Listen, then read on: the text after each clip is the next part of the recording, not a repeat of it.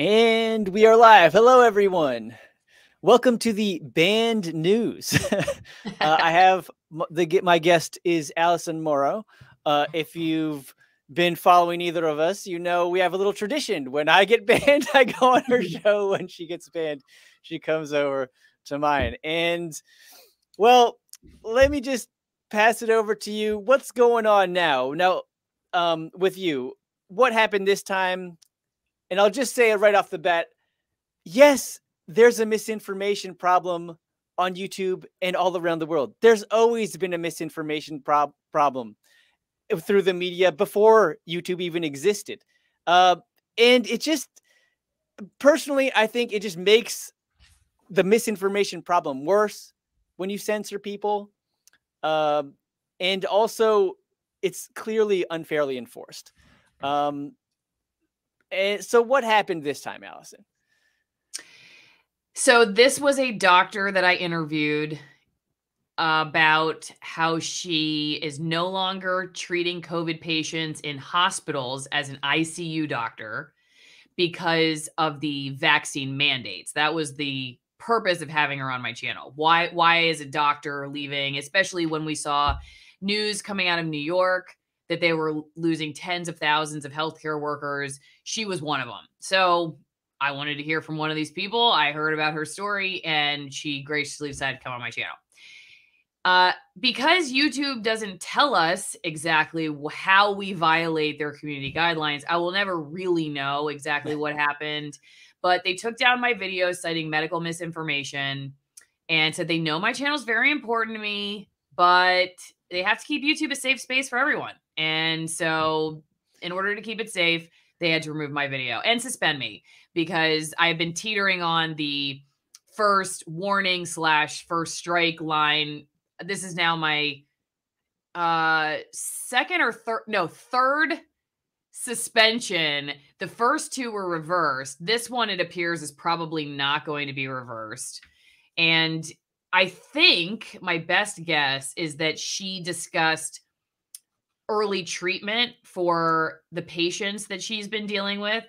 And YouTube does not like anything specific about early treatments. And I won't go into them so that Matt doesn't get suspended, because then he can't come on my channel to talk about it because we'll both be suspended at the same time. Yes. You know, I watched it. I thought she had some very interesting stuff to say. It seems to me she mentioned, like, briefly, we'll call it drug X or drug I. Yeah, I would. Yeah, say the word. Maybe we'll just leave it at that. And she, you know, like you said, she's a doctor and she's been treating patients. And she shared an anecdotal experience where she had one patient recover significantly. It's an anecdotal. She said she thought it worked. The research does show otherwise, I have to say. But again, this was just a tiny portion of the half-hour interview, and she had some really, relevant stuff to say. I mean, especially about the vaccine.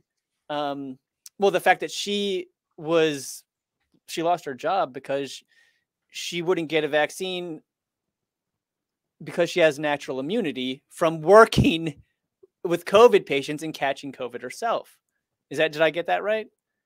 Yeah. I mean, I don't know if she knows exactly how she got COVID, but yeah, she's treating tons of COVID patients. And then even went to help in New York City as a Midwesterner because they were so overwhelmed with patients in need that she started even working in New York. Like she answered the call from Governor Cuomo at the time, asking for people to come help. And yeah, and she's the kind of person who has significant frontline experience. And, I totally agree with you that I'm also, at least for me, I mean, I'm still unsure about exactly what works and what doesn't, having interviewed tons of different people.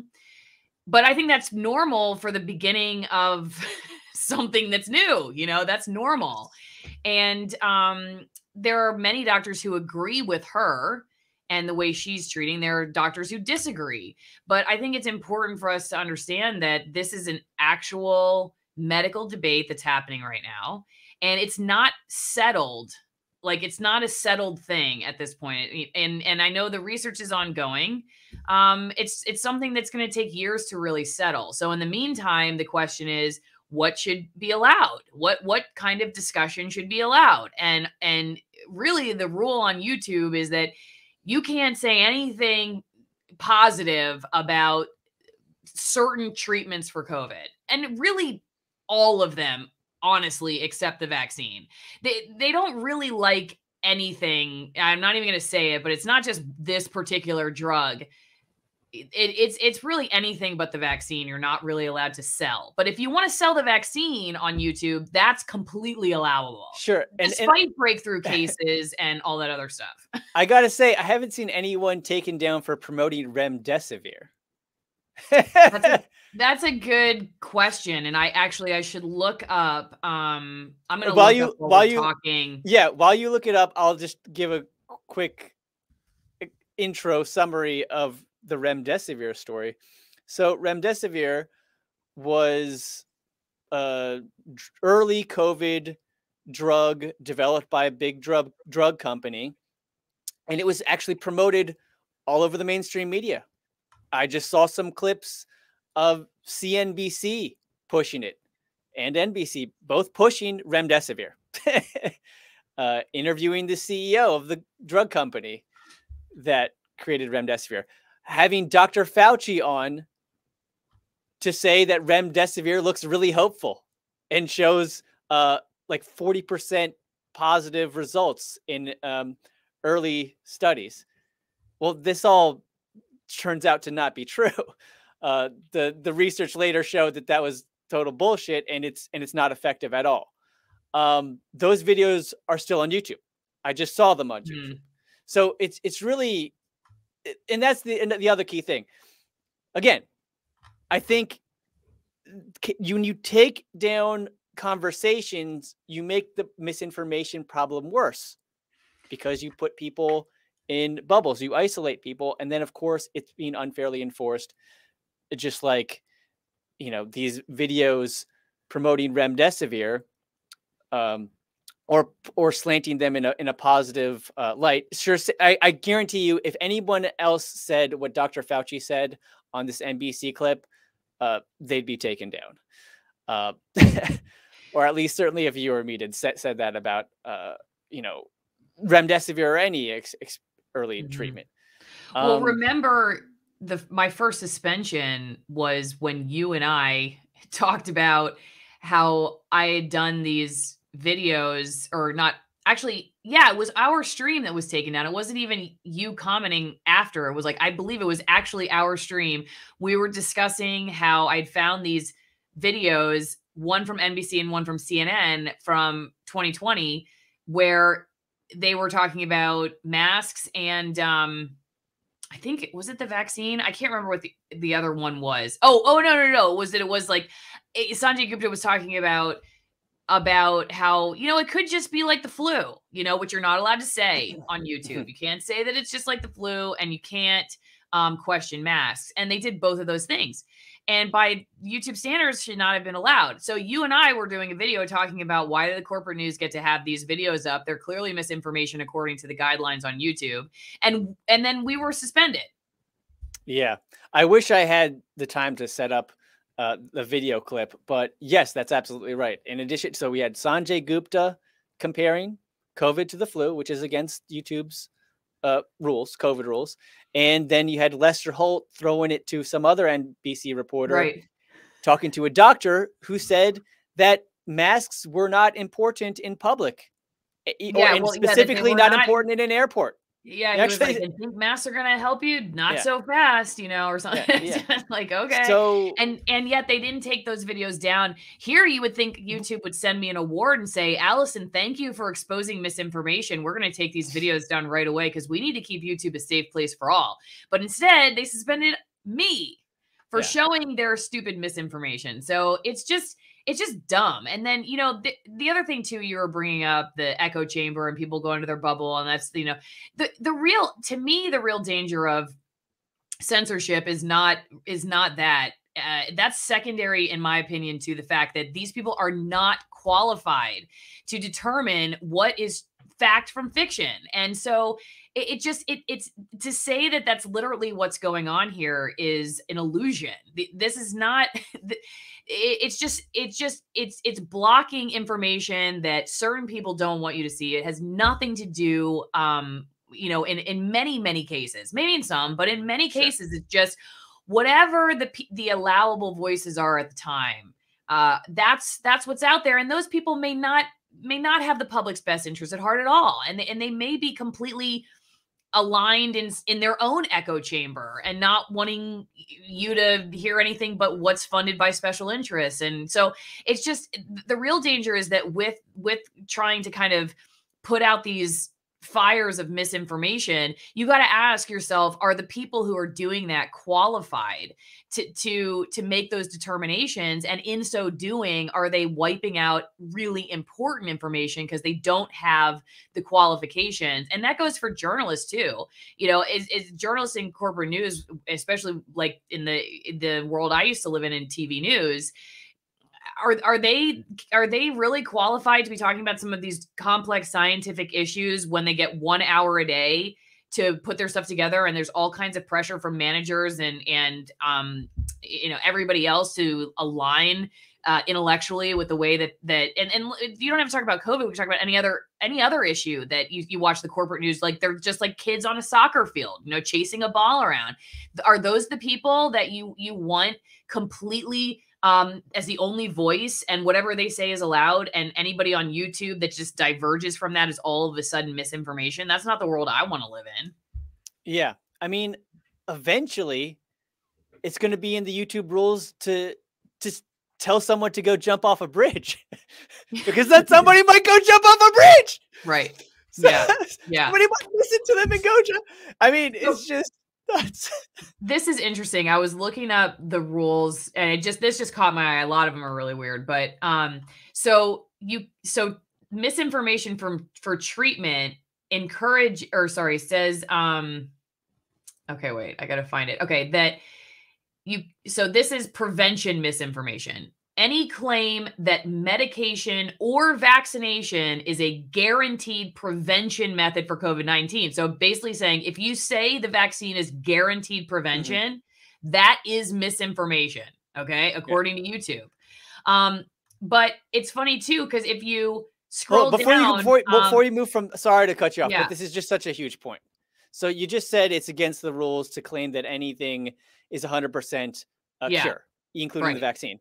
Yeah. Joe Biden famously said that it was a guaranteed cure on CNN. Okay. So I wonder if that video is on YouTube, because that's misinformation. But I bet you if I did a video about it, they would probably suspend me for calling it misinformation. Yeah. But the funny thing is that if you say that the vaccine is not, or I'm trying to find the exact wording to make sure I say it correctly, but I just okay, here, wearing a mask.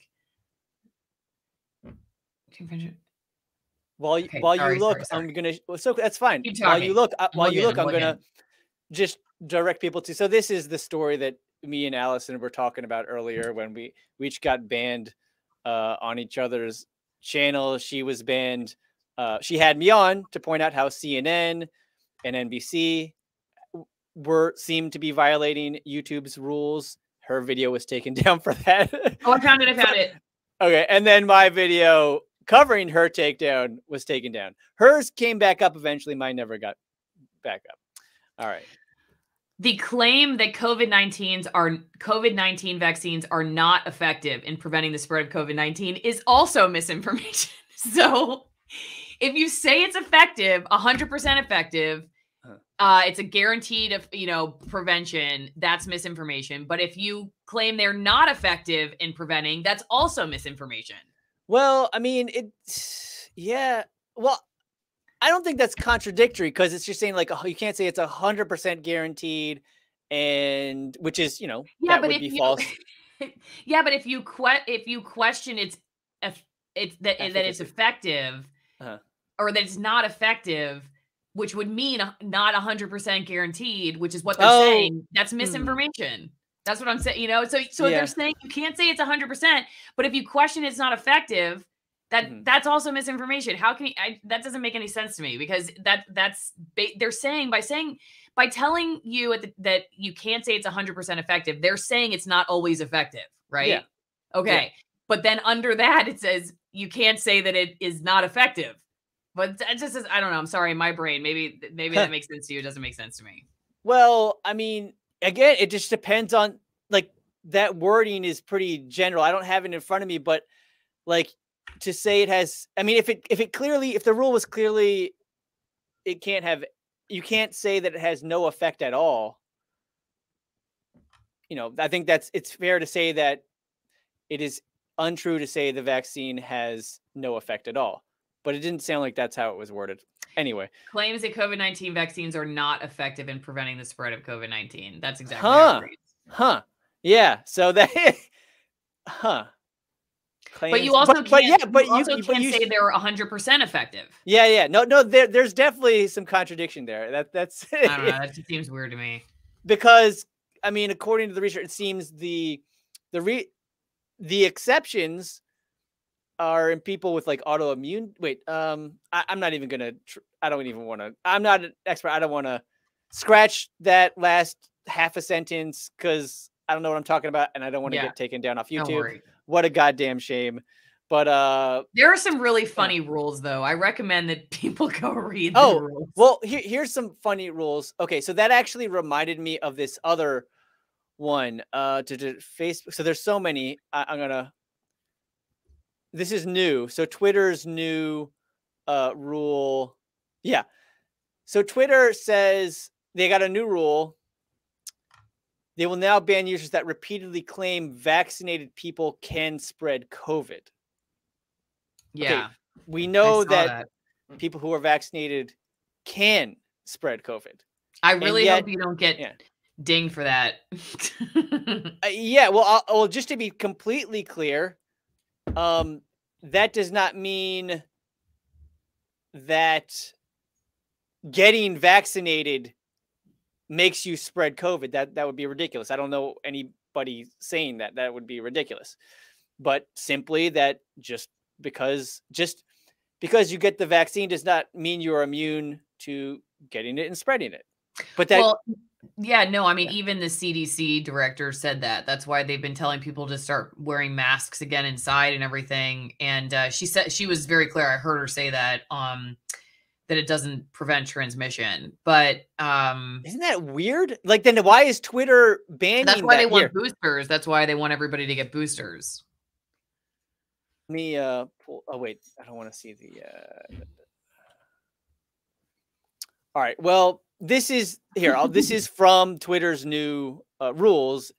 It says, although this is through Reclaim the Net. Here you go.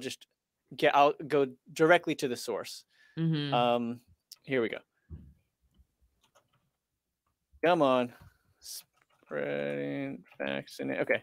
Here you go. False. No, that's not. Come on. Spread.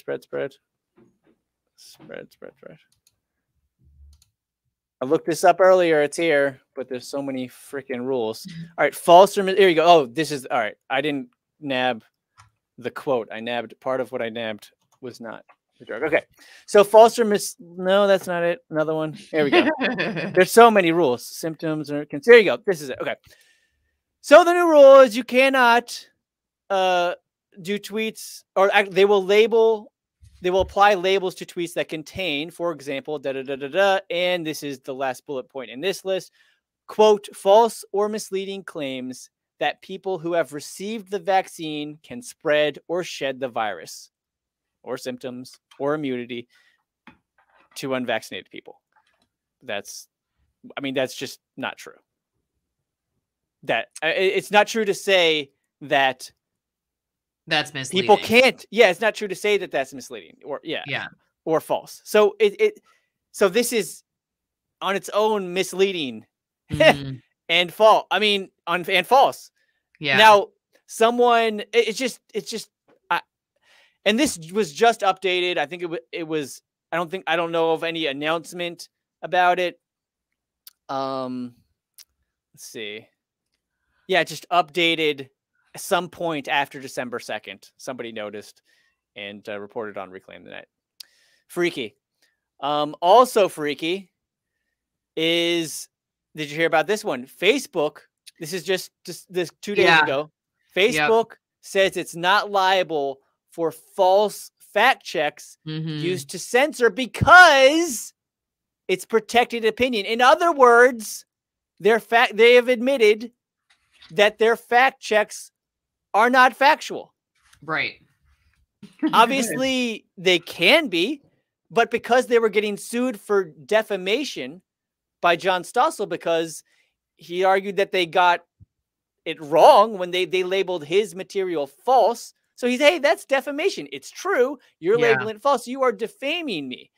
Yeah. And so they responded with this to save their ass. They said it wasn't really fact checks. It's just opinion. But if it's opinion, it's not fact. This is a similar argument to I believe Maddow and Tucker Carlson, if I remember correctly, both use these defenses, right? Yes. The same defense that nobody takes me seriously as a journalist or something like that. Yeah. So it must be similar in legal language to what was going on, where people are suing and then they go, no, I mean, nobody can, everybody knows we're just personalities. We're just giving opinion. We're not saying that this is fact. I bet it's similar as far as the defense is concerned. Yeah. And I got to mention this too. Another big thing, revelation at Facebook, although this was a couple months ago, but I've got to mention this. Facebook, of course, says its rules apply to all, but company documents reveal a secret elite that's exempt. So they say that they enforce the rules fairly. Clearly, it's proven that they do not. In fact, they had an official policy called cross-check that gave millions of celebrities and politicians and other high-profile users special treatment. And I mean, so they had these millions of special people whitelisted. When are we going to talk about whitelisted privilege? I mean, that's a serious goddamn privilege right there. And it's even given to a dog, a celebrity dog gets more gets more special treatment than most humans on Facebook. There you go. Funny. I don't remember the name. Doug the pug. Of course, there it's you a go. pug. Oh man, I know you covered this a little bit.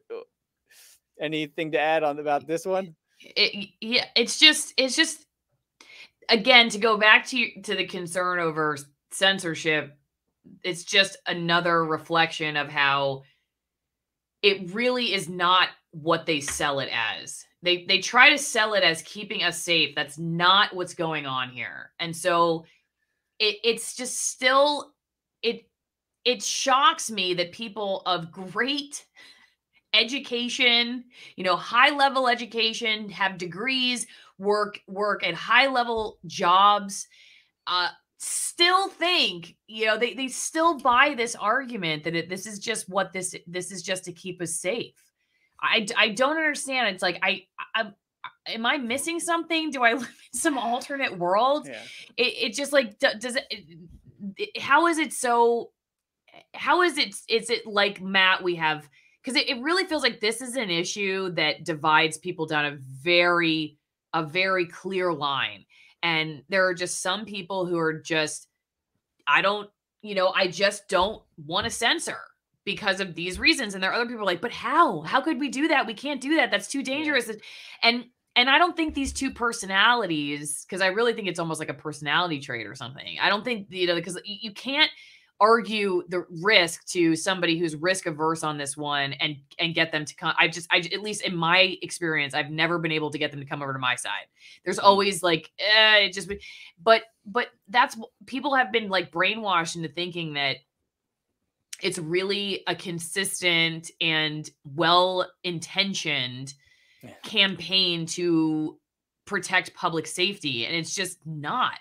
And you know what should be even more obvious is when you have a whistleblower from Facebook coming out and she's paraded by the media. That's not how whistleblowers are typically treated. So I think it's like they, in that particular case, for whatever reason, that person was exemplifying something that the mainstream corporate news and whoever else already wanted us to think. And so it was just like, let's bring her all, let's give her the royal treatment, and let's bring her around and push it.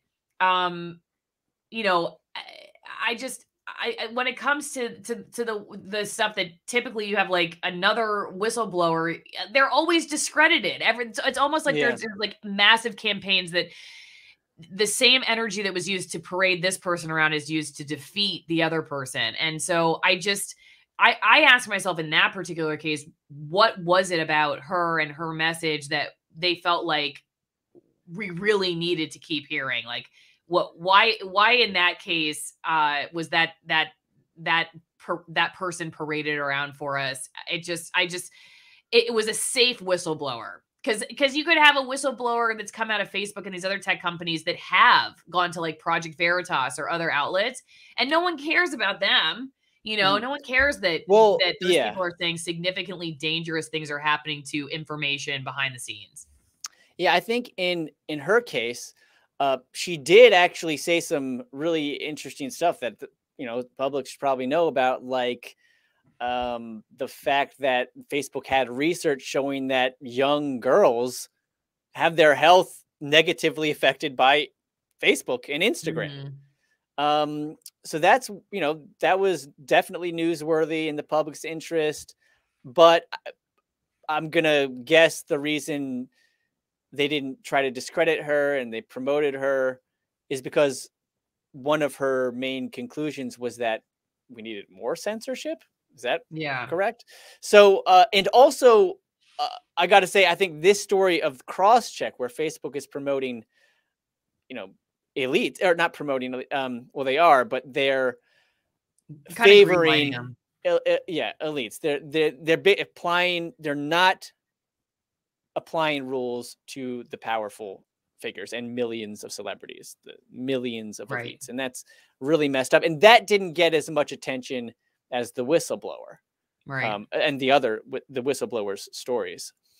I don't believe this was from that whistleblower. I think it was just before. So, okay. And yeah, I mean, you mentioned you don't think it's part of a sincere effort to keep us safe. I do think many people believe that. I think, so I guess I'll just ask you, if it's not to keep people safe, I mean, what is it? Is it just, personally, I think a big part of it is PR. So actually there's two levels to it. So I think you've got a group of elites, powerful people who don't want to see negative information about them. I mean, we know who would want, and when you have big power and influence, power corrupts. Absolute power corrupts. Absolutely. So the more power you have this kind of power that Facebook and big tech has, it's going to get abused. And so you have all these people and institutions who would benefit from control over the internet. And so they put out stories constantly about how dangerous the internet is, and how dangerous misinformation on the internet is. And then the internet companies, cave, and they for PR reasons, and to get closer to, the institution, big, government who's pushing them for more censorship. But what do you think? Well, I just think it's important to understand that a lot of, if not the vast majority of the people who who thinks silence is helpful and censorship is a good thing believe that they're doing it for these virtuous reasons. Like, I would venture to say that the reason somebody like a Jim Acosta distances himself from a Julian Assange and doesn't consider him in the same world is because he really thinks that Assange is dangerous and he, Jim Acosta, is not. Okay. And so this kind of maniacal or just sort of like narcissistic bubble that a lot of people who consider themselves like they don't have a blind spot, so they are safe to trust with silencing people. Okay, they're safe. That to me is real problematic. And so yeah, to me, the fact that like I wouldn't want to be the one who says Matt should not be allowed to interview this person or say this or talk about this, because I don't trust myself to be the person who's constantly putting out fires for misinformation everywhere. I just don't think that I don't think any person is able to always be right about every single thing. And the more you think you're right about every single thing and you're the safe person to trust that's never going to get it wrong, that's probably going to be more likely that you're going to be somebody who thinks censorship is a good thing, and that you should be able to be in the world of folks who are calling the shots. And yeah, the more you start thinking that way, the more you end up probably with more people who think that way. And everybody's like in a newsroom, most people in a newsroom, having worked in many of them, believe that they should be an authority. They truly believe that they're qualified to be an authority. Nobody's sitting around going, hey guys, we get a lot of money from big pharma, so we should make sure that we run something positive about big pharma today. That's not how anybody thinks, really, in the newsrooms. They all think that they're doing the right thing. They're helping people keep people healthy and safe. And so, I just think that I think it's just the risk outweighs the reward when it comes to this kind of stuff, because it's just so human beings are so easily corrupted and so easily blind to their own failings, their own inability to see that. That's just why, like, with my channel, I try to bring on different voices because I genuinely want to learn. But I also just think that the people who are often pushed to the fringes are dealt with unfairly by the establishment. And I want them to have the opportunity to share what they really think and who they really are. And I don't want to be the person telling them that they can't say it, because I don't think I'm an incorruptible judge. I think I'm a human being who has blind spots and biases. And so, I would never want to be the person in charge of silencing other people. That would be crazy to me. I would never want that power. And so the fact that there are people out there that like that power, they want that, and they like being in the position where they're doing that, that's nuts to me. But Matt, I really have to go because I have an appointment. All right. Alison, Morrow. But you can keep talking. Yeah, and I will. I'm going to bring you on once I'm back. I think I'm up and running on Friday. So you should come back on, and hopefully in the meantime you won't get suspended. We can talk about something else. Yeah, great. No, looking forward to talking about more band news with you later this week. Thanks for having me. Alison, Morrow, thanks so much. Bye. See ya. All right, everybody. I'm going to stay for a bit, and I am going to be reading your comments from the Rumble Rants. So if you're watching this on YouTube, move over to Rumble and the Rumble Rants. Rumble Rants are basically like the YouTube's super chat, but they give you a little bigger cut. And so come on over, follow me on Rumble, and comment in the Rumble Rants. You can donate in the Rumble Rants. All right. I saw one comment from V Radio, and he says the Facebook whistleblower didn't say anything that was not already revealed by other whistleblowers in films like The Social Dilemma and The Creepy Line. I saw The Social Dilemma, and V, you're right. You're right. My point, I mentioned that that whistleblower talked about research showing how girls were negatively affected by social media, Instagram and Facebook in particular.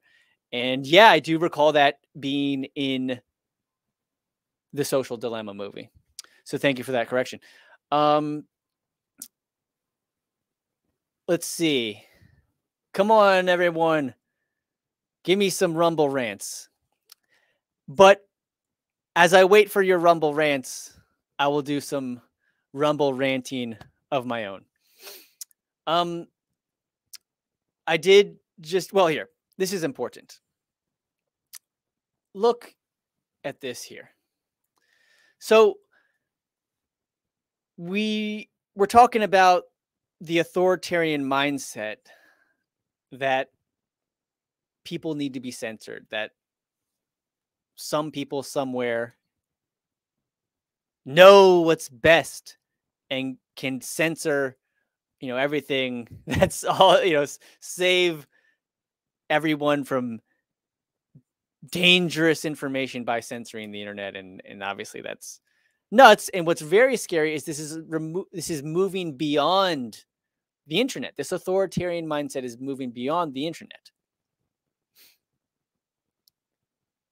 And here is one of the creepiest, most ridiculous examples I've seen. And we have Disclosed TV posting a video from Germany showing German police measuring distances between people with folding rulers in public. They're using, let me make this a little larger for you guys, if I may. I mean, this is nuts. You've got cops standing next to people to make sure people don't stand next to people. That's insane. And there's like, pushing them away by this stick so people don't stand next to people. But in order to do that, you got to stand next to people. It makes no sense at all. And just the fact that anybody's going along with this is freaking nuts. It just doesn't, it makes no sense. Oh man. They're walking right up to people, poking them with sticks, right up to them, being like, "Oh, you can't be close to this person. You don't want to get in their face, so I'm gonna get in your face." Anyway, you have to laugh about it. Oh God. And here's some more banned news. This was just from yesterday. The EA, which is some gaming company, banned Kyle Rittenhouse, his username they banned it. So he cannot use his username on their gaming platforms. Oddly, it's under a violence policy. Now, what is his username? It's just, this is Kyle Rittenhouse. This is Kyle Rittenhouse. That's it. It's just, hey, I am Kyle Rittenhouse. This is Kyle Rittenhouse. That username violates EA's gaming rules. That's insane, guys. That is absolutely insane. And honestly, if you've followed me this last year, I've made a couple videos on the Rittenhouse case and the Kenosha unrest. And really, if you've been following me, I'm not a gun guy. I don't like guns. My history is pretty much left-wing politics. And what attracted me to this story, why I was drawn to cover the story, is because of the crazy censorship around it. Now, yes, you had a lot of media articles and videos misrepresenting what actually happened, not even showing you what actually happened, even though there's all this video evidence. That's always a big red flag. People spending hours on YouTube streams talking about the Rittenhouse case, but never showing you the video evidence. That can be scary. I mean, that was scary to see when people were spending all this time lying about what actually happened. And it's always a big red flag. If they're not showing it to you when it's on video, that just make a mental note of that. All those people who misled you on the Rittenhouse case.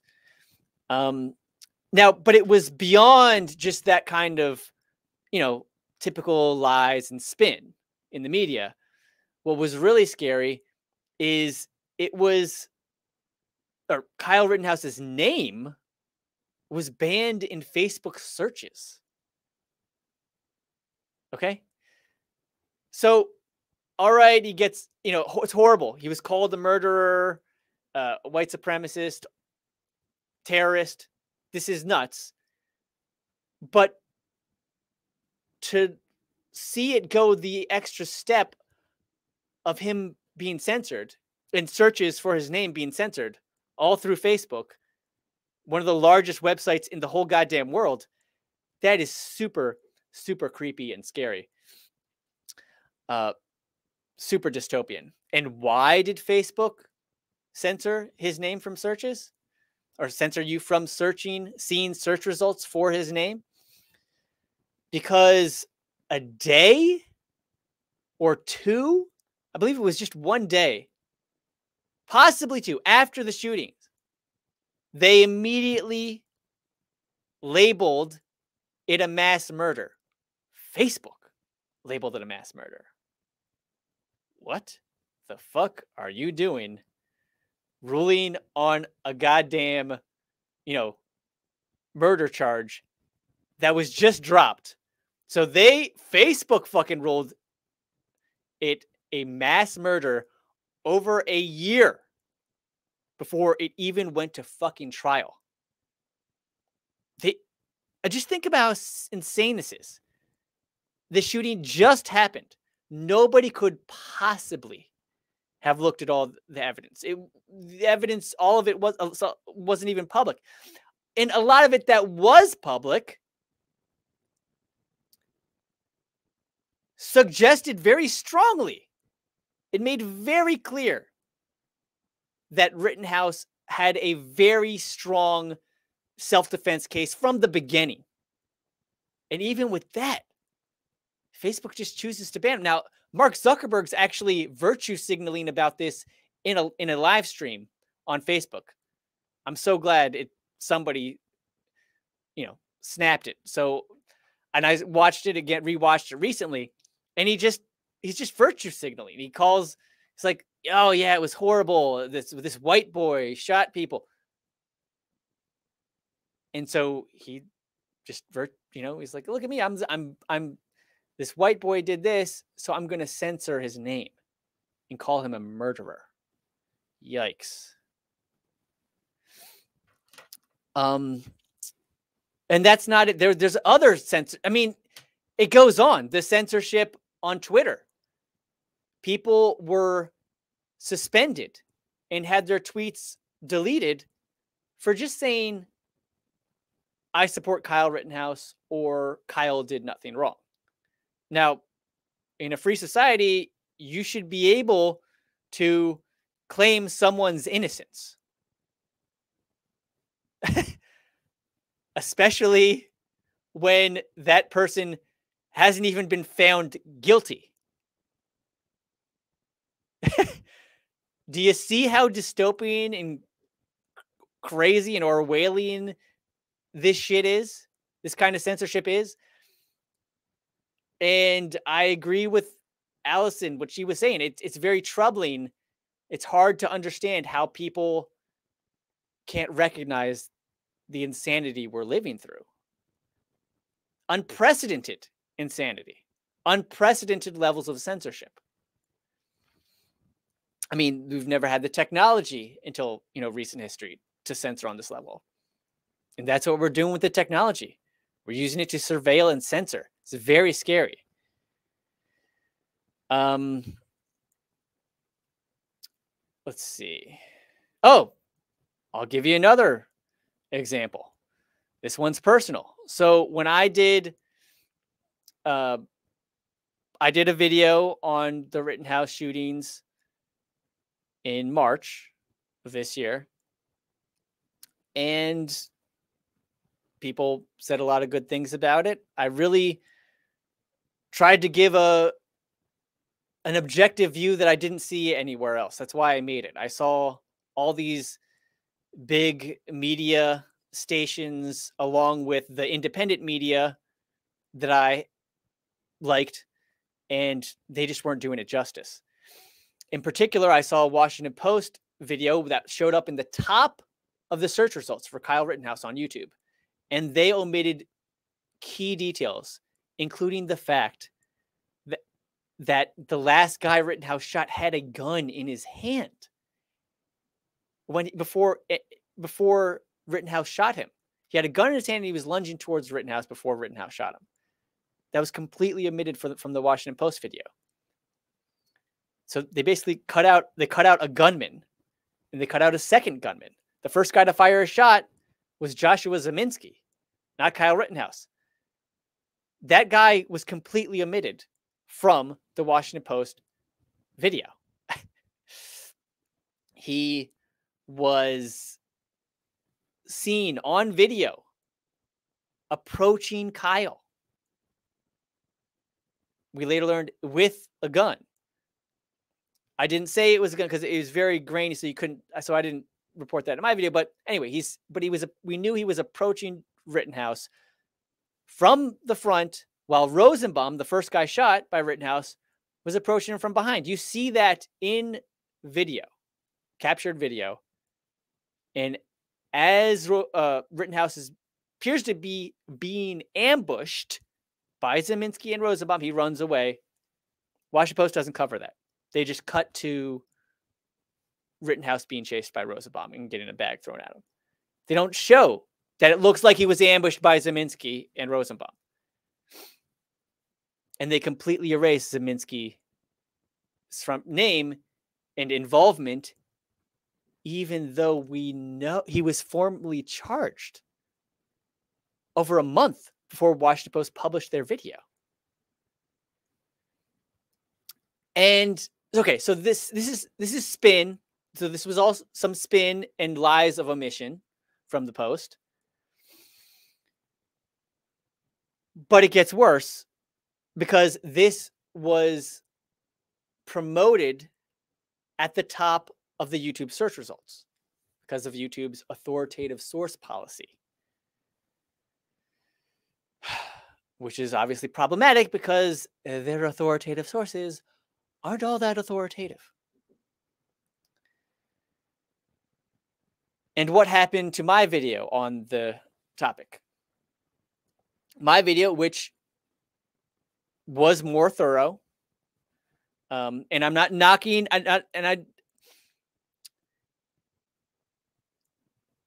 my video, which was more thorough, was age restricted. So you have to click on like 2 or 3 confirmations to see it. And the share button was removed on the desktop and also mobile for a lot of people. The share button was removed. Like, that's nuts. That's so big.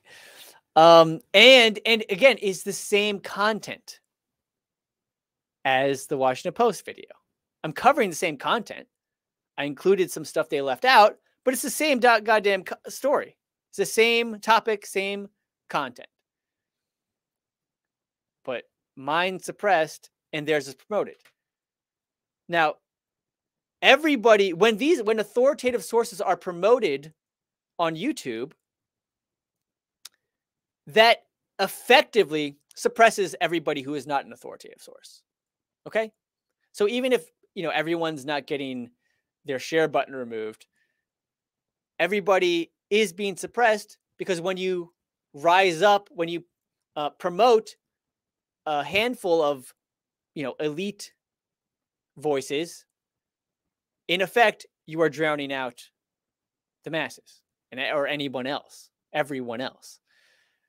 This is problematic. And listen, I am not one of those people who's going to tell you that everything in the Washington Post is fake news. No.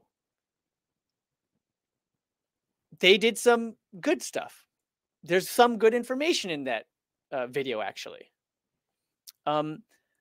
But it's extremely dangerous and effed up to promote, to consider them more authoritative than anyone else. You would get a much more accurate view if you let people, decide or vote what's good or bad. And if you're, that's how YouTube used to work. You get voted up, the community essentially vets all the user created content. It's vetted by the people. That's a real democracy. It got good upvotes, got promoted. If it didn't, it fell to the bottom and didn't get seen. That system that YouTube was founded on no longer exists.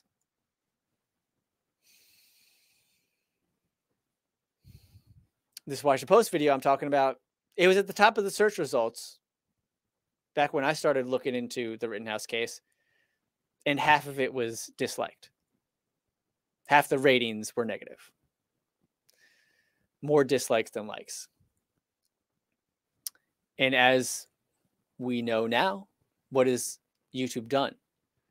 They have removed the dislikes from public view. What? Yeah. And honestly, I can't help but wonder if I had not seen the downvotes on the Post video and other authoritative source videos, maybe I wouldn't have looked to see, what was missing. Maybe, that can serve as an important warning function that, maybe there's something wrong with this video. Maybe there's something off with this video. And if I didn't see those downvotes, maybe I'm sure people would be more inclined to just accept the video. As I've said before, removing the dislike buttons, what that has done is it makes the YouTube population more susceptible. It makes them swallow propaganda more effectively, because it makes propaganda appear as an unchallenged majority opinion.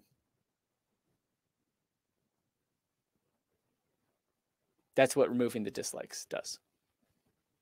It makes propaganda appear as an unchallenged majority opinion.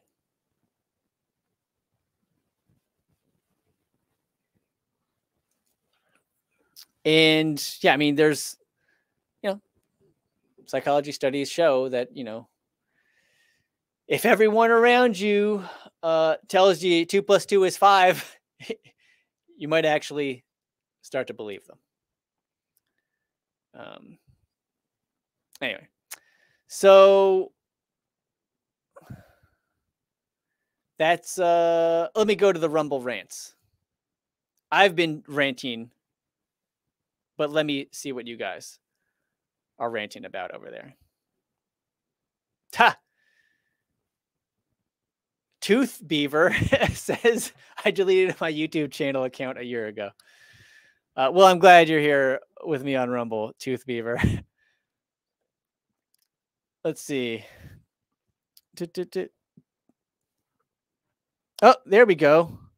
V Radio. thank you, V Radio, for the Rumble rant. Says, sorry, wasn't meant to be a correction. Was just odd that she got.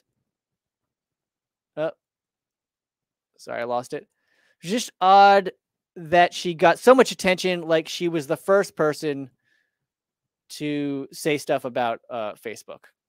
That's V Radio talking about the Facebook whistleblower. JK Michael 1167 says, well, Rittenhouse did cross state lines. Ha. Yeah, that's funny. Actually, funny. That reminds me. I saw an interesting movie. It's called The Chicago 7. It's on Netflix. It was good. And it's about 8 activists who were prosecuted by the government for inciting violence, inciting a riot at the Democratic National Convention in the early 70s. Late 60s, early 70s. I'm thinking early 70s. Anyway, so that just, and what did they charge them with? The charge, they used a law that made it illegal to travel across state lines to start violence. So, and anyway, this law, what was it introduced for? It was introduced by Republicans to crack down on the civil rights movement. Okay, so you have this law criminalizing crossing state lines that Republicans introduced, and now today you've got Democrats, liberals are talking as if crossing state lines is this big crime, even though back in the 70s is kind of the other way around. It's exactly the other way around, actually. And what sucks is, and what's scary is, today the liberals and Democrats would be sending those poor activists and protesters, those poor anti-Vietnam War protesters, they'd be sent to fucking prison. Now, the Nixon administration did find them guilty, but on appeal, they were freed. And honestly, today, with the authoritarianism of the Democrats today, like, they'd put them away. I think one important factor would be if they disagreed with their politics, which maybe they wouldn't. And therein lies the problem: is you have this hypocrisy where people want to censor and send people to jail for who they disagree with, but if someone they agree with did the same thing, they wouldn't want to send them to jail. I can even compare this Chicago 7 story to this Donald Trump ban, right? He was banned from Twitter for inciting a riot. So that's why he was removed from Twitter. Their so-called glorifying violence rule. They argued he incited violence. Again, that's what the Chicago 7 was charged with. They weren't violent themselves, but just going somewhere and speaking, organizing the event. They were the Nixon administration, the authoritarian Nixon administration, wanted to hold them liable for violence that erupted, even though they didn't commit any violence. And yeah, it's just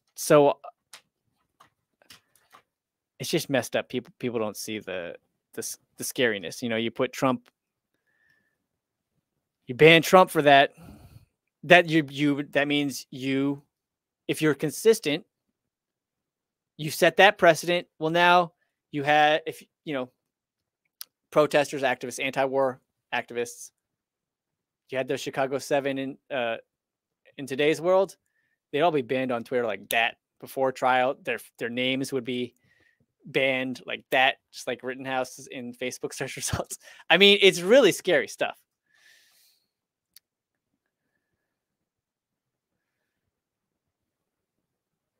All right, guys. Thanks for the Rumble rants. And thanks for watching. I'll end it there. That's been the Banned News. Have a wonderful night. Peace out.